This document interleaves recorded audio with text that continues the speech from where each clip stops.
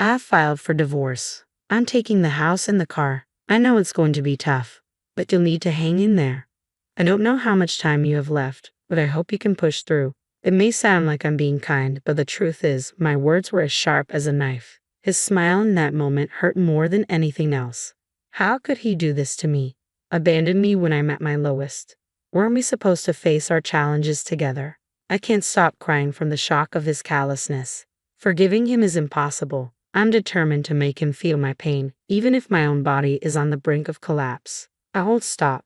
This resolve marks the beginning of my new path, a quest for revenge. My name is Anna. At 45, I dedicated my life to caring for my family as a devoted housewife. I used to savor each day with my husband Tom, just like we did in the early days. We met through a friend's introduction. Tom has always been the life of the party, effortlessly connecting with everyone. In the beginning, when I felt a bit nervous, his warm smile reassured me, and I quickly opened up. Our time together was as sweet and colorful as candies, so enchanting that I'd lose track of the hours. I genuinely longed for even more moments with him, and perhaps he felt the same, cherishing our time together. It's hard to fathom now, but our love was once so profound that we promised to marry. Living with him felt like a dream come true. Each day sparkled with joy, and I believed we would always share smiles and happiness in the future. As time passed, Tom began to change. It seemed like the stress from his job was wearing him down. To be honest, his salary isn't particularly high. He didn't pursue any specialized qualifications in school and doesn't have a strong academic background, which has limited his career options. I've suggested exploring new job opportunities a few times, but he always responds with a hesitant, "I'm good for now." While I'm working full-time and we're managing financially, I can't help but worry about the future. What if we decide to have a child? Or if I fall ill and can't work? To ease my anxiety, I made a suggestion. "Tom, my company is short-staffed in administration. You don't need any special qualifications, just the basics. Are you interested?" I had recently learned about an administrative opening from a friend in HR and thought it might be a good fit for him, perhaps even a chance to improve his difficult job situation. However, his reaction was unexpectedly cold. "Why are you making decisions about my job without consulting me? I chose this job myself. Are you implying there's something wrong with it?" I was taken aback. I had only made a suggestion with his future in mind. Why was he so upset? "I'm sorry if my suggestion upset you. I just noticed that your current job conditions seem quite challenging. I thought this opportunity might offer a better situation for you." I genuinely made the suggestion because I cared about him, but it didn't seem to be received that way. "Just because you're my wife doesn't mean you can interfere in my career decisions like you're a stranger. I have my own ideas, you know." As he walked away, I whispered to myself, "A stranger." That word struck a deep chord. I am his wife, part of his family, yet his words and attitude felt anything but familial. It felt as if a growing rift was widening between us, and it was happening all too quickly. Tom had also been difficult with my family. My mother is genuinely kind-hearted. Whenever I was away from home for work, she would regularly come over to clean and prepare delicious meals, leaving them in the fridge for us. It was her way of checking in, of showing she cared. I was always grateful and often invited her to join us for dinner. Lately, though, Tom seemed increasingly irritated with her. When he came home and found her in the living room, he would snap, "You're here again." Both my mother and I were taken aback by his harshness. It made me question my relationship with Tom and our future. How could we bridge the growing rift between us? My mother, with a gentle smile, said, "It's all right, Anna. If my presence is making you uncomfortable at home, I apologize. I'll leave earlier today." Her words cut deeply, especially knowing how much she had sacrificed to help us despite her own busy schedule. "Wait a minute, Tom. Consider how Mom feels. She's always been there for us, showing us care and support. Please show her some respect." As tears filled my eyes, the atmosphere in the room shifted. I couldn't understand why Tom would speak to her like that, especially when I remembered all the times my mother had brought warmth and joy into our home. When I come home after working hard all day, I just want to unwind. It's exhausting to have someone else around constantly in my own space. Can't you understand that? I tried to see things from Tom's perspective, but my gratitude towards my mother made it hard to let go. I didn't believe I was in the wrong. It seemed like Tom was being increasingly stubborn, and I struggled to express my feelings in a way he'd comprehend. My mother said softly, Don't worry about it. If everyone's happy, that's what matters to me," and offered me a comforting smile. Her warm words filled me with profound guilt. That night, as I enjoyed the delicious meal she had prepared, I was overwhelmed with a mix of appreciation and remorse. Honestly, Tom was on my mind constantly. I spent countless nights pondering how to improve our relationship, but a much bigger challenge was on the horizon. At work one day, I suddenly felt dizzy and collapsed. Thankfully, my colleagues acted quickly, calling an ambulance that rushed me to a major hospital. The medical tests felt like a blur as they began. I tried to reach Tom, but he didn't answer.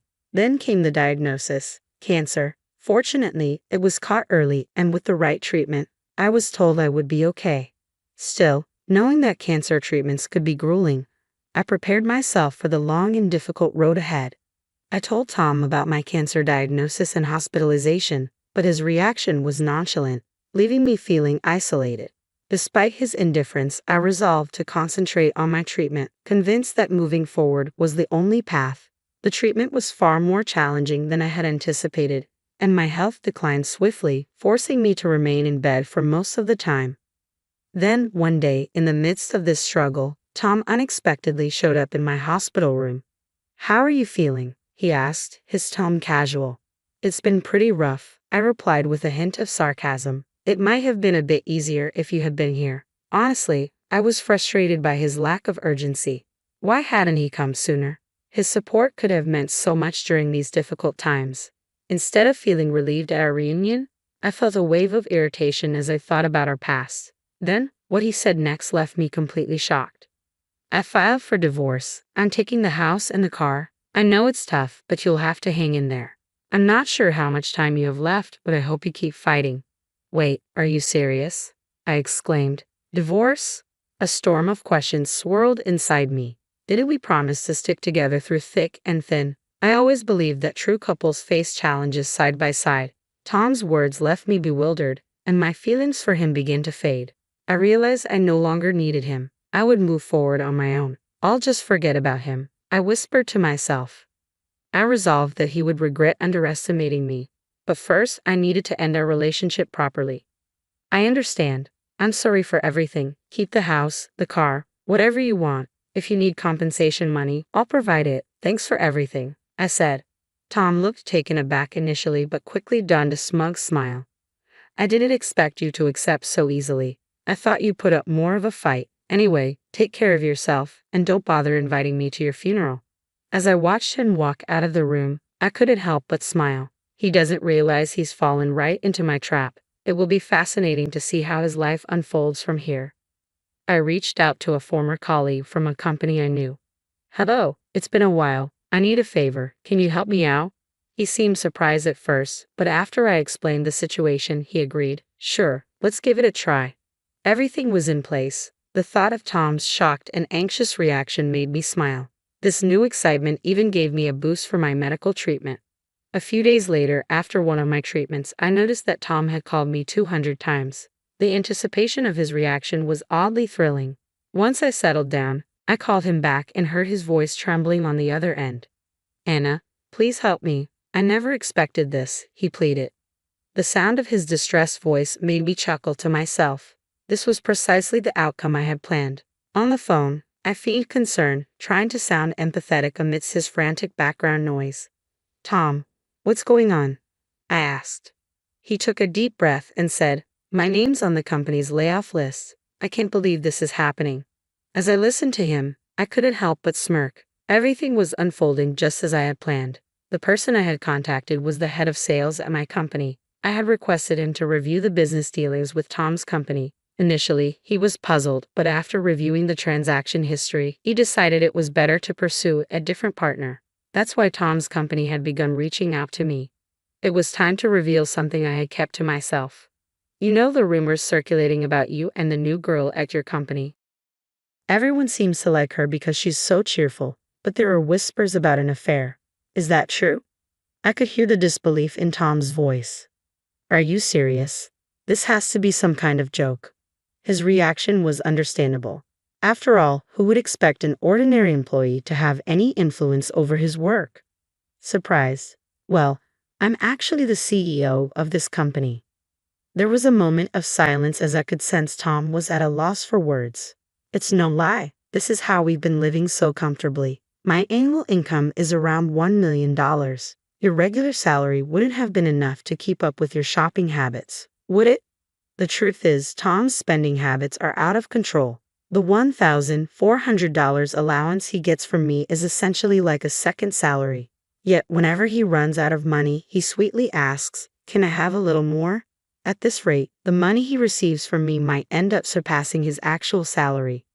Most people might have abandoned such a luxurious lifestyle with him and sought a more stable life.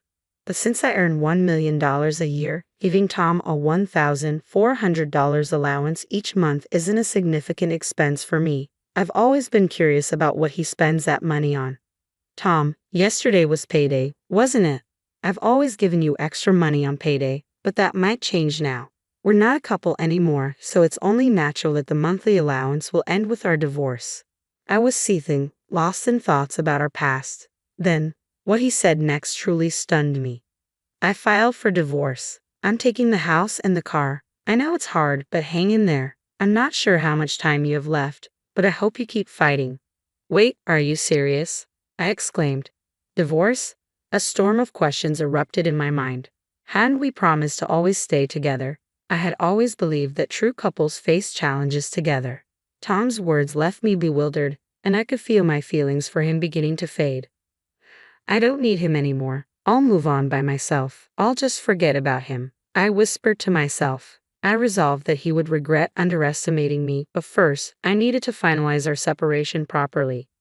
"I understand. I'm sorry for everything. Keep the house, the car, whatever you want. If you need compensation money, I'll provide it. Thanks for everything," Tom said. At first, he seemed surprised, but his expression quickly shifted to a smug smile.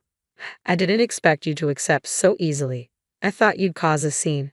Anyway, take care of yourself, and don't bother inviting me to your funeral." As I watched him walk out of the room, I couldn't suppress my smile. He had no idea he had walked straight into my trap. I was curious to see how his life would unravel from here. I called a colleague from a company I knew. "Hello, it's been a while. I need a favor. Can you help me out?" He sounded surprised at first, but after I explained the situation, he agreed. "Sure, let's give it a shot." Everything was set.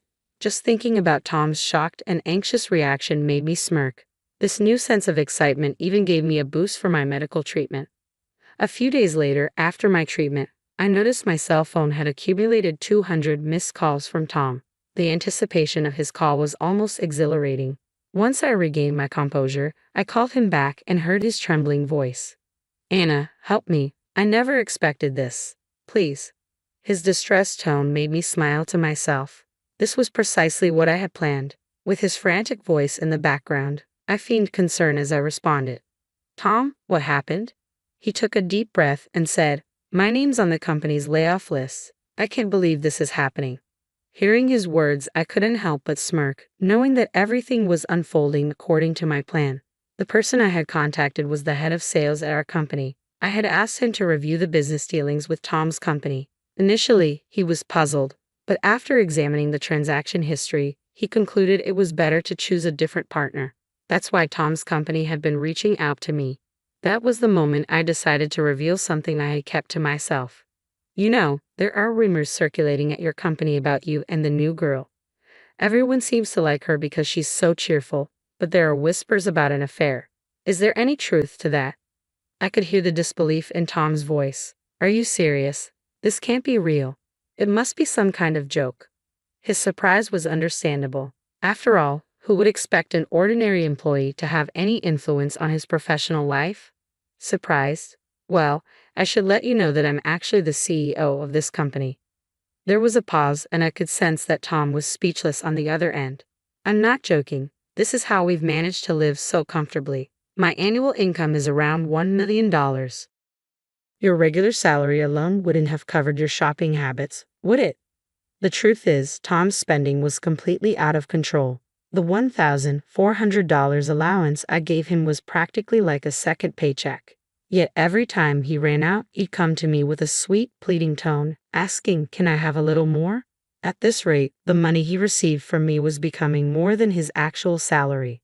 Most people might have abandoned the luxurious lifestyle and sought something more stable, but with my $1 million annual income, giving Tom a $1,400 allowance each month wasn't a significant burden. Still, I'd often wondered how he spent all that money. Tom, wasn't yesterday payday? I've always given you extra money on payday, but that's going to change now. We're not a couple anymore, so you can't expect that monthly allowance after our divorce. I couldn't help but wonder how he'd manage on his own from now on. Be mindful of the mortgage on the house. It's $2,000 a month. I know it will be challenging, but you need to manage it carefully. If you fall behind on payments, you could end up losing the house. While a $2,000 mortgage isn't a problem for me, it's a hefty amount for Tom. His reaction was one of utter disbelief. He kept repeating, "Really? And that's crazy." What I said was the reality of the situation. This is the outcome of all the effort I put into preserving our relationship. Yet Tom took advantage of me and focused solely on his own desires while I was by his side. Maybe now it's time for him to face the repercussions of his choices. Why did it have to come to this? I've been laid off, and now I'm scrambling to figure out how to make ends meet. How am I going to pay the rent this month? His voice was filled with despair, clearly overwhelmed and uncertain about his next steps. If I were in his shoes, envisioning a brighter future would be nearly impossible. It must be a bewildering and stressful situation, but this is the result of his own past behavior. Had he shown genuine respect and care for me and my family, we wouldn't be in this predicament. The troubles he's facing are a direct consequence of his own choices. Tom stayed silent, perhaps at a loss for words. I felt a mix of pity and satisfaction. Is that all? Can I hang up now? Suddenly, his voice took on a desperate tone. Wait, can we reconsider our relationship one more time? I know this might sound selfish, but I've come to realize just how important you were to me. The thought of starting over with him made my heart race. After all the pain he had caused, the idea of going back felt overwhelming. He took a deep breath, trying to steady himself. I know I've been reckless lately, and I'm truly sorry I couldn't visit you more in the hospital. Once you're better, I'd like us to go somewhere peaceful and have a relaxing time together. I want to see your smile again. His words stirred up a wave of nostalgia, reminding me of what he said the day he proposed. If we're together, every day will be filled with laughter. Let's get married and build a happy future together. At the time, I was swept away by his promises and dove headfirst into our life together without much thought. But married life was far from easy, burdened by his reckless spending. I often wondered if understanding him better might have led to different choices. Tom's voice grew softer and more fragile. Anna, I can't imagine my life without you. I want us to face life's challenges together and start anew. Can we give it another chance? His voice was laced with sorrow and trembled slightly. Yet reflecting on our past made it hard for me to fully believe in his words. Stop it. We're done, aren't we? I've chosen a new path, and I can't turn back, I said firmly. I detected a hint of sadness in his voice. He genuinely seemed to wish for reconciliation. But please let me say one last thing. I truly loved you, Anna. If you ever change your mind, in the past, I might have been tempted by such words, but I've made my decision about the future and our relationship. I refuse to be swayed by his empty promises. Enough already. Words like that won't change my mind. You have another girlfriend now, right? Maybe you should focus on making things right with her. I knew Tom was seeing someone else, thanks to information I got from his boss. With that knowledge, his declarations of "you're special to me" felt utterly hollow. It was clear he'd say anything that suited him in the moment. It's infuriating how he only reaches out when he needs something and turns away when things get tough. He only asks for help when he's in a bind. We can't be together anymore. Focus on spending quality time with her, forget about me. I won't be reaching out. If there's anything you need, contact my lawyer. Take care of yourself, Anna. Please reconsider. I can't bear the thought of living without you. You're the only one who believes in me. His words seemed sincere, but letting him go might mean his life becomes even harder. That's his choice to make. I have my own life to focus on and move forward with. Tom, I need you to move on and start standing on your own 2 feet. I ended the call and updated my settings to block any further contact from him. My lawyer informed me that Tom was persistently trying to reach me, but my decision was final, so the lawyer honored it and withheld my details. To my surprise, my lawyer suggested pursuing a claim for damages. Initially, I hadn't considered it, but it seemed like a potential way to secure compensation. I knew Tom and his new partner weren't financially stable. There were rumors about Tom's significant debts and his struggle to repay them. After investigating his partner, I discovered she was also facing financial troubles and had fled from them. Her family was outraged and had her working hard at home to make up for her missteps. Every action has its consequences, and it seems they are now facing theirs. I've conquered the battle with cancer and am fully recovered. The extensive treatment I underwent was demanding, but my rapid recovery astonished the doctors. They called it miraculous. With my health restored, I'm finally free to embrace the life I've longed for. I am profoundly grateful for the unwavering support from my friends who have been a pillar of strength throughout this journey. Now, I'm ready to embark on the next chapter. I'm excited for the adventures that await. When I returned to the office, I found a letter on my desk from the thoughtful sales manager. His heartfelt words deeply touched me. As news of my single status spread among my colleagues, some of them kindly offered to set me up with potential matches. However, given my recent past, I'd prefer to savor this time on my own a little longer.